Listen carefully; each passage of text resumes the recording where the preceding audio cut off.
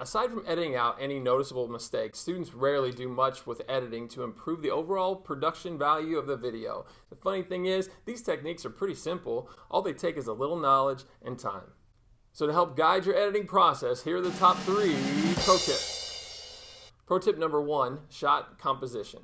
While there are a number of things to consider when it comes to shot composition, I'm going to focus on only one of the most important ones, the rule of thirds.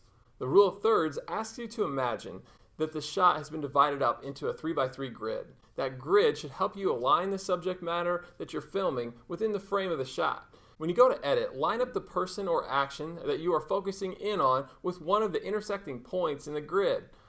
Also, when you're filming someone's face, for example, it's recommended that the subject's eyes line up with the top line of the 3x3 grid. Pro tip number 2, shot duration.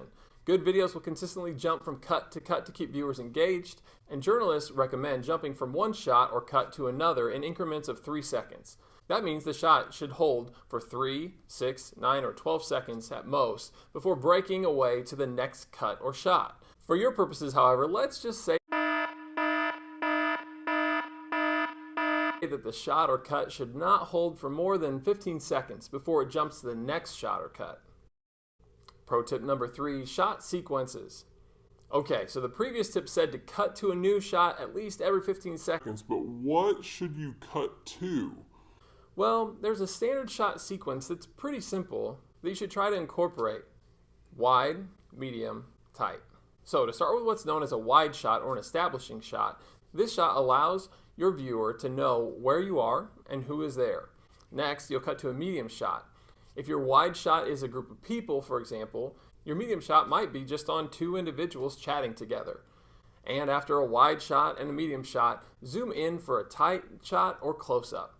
This might mean that you focus in on one person, filming him or her from the shoulders up. After the tight shot, circle back to the wide shot again and repeat the process.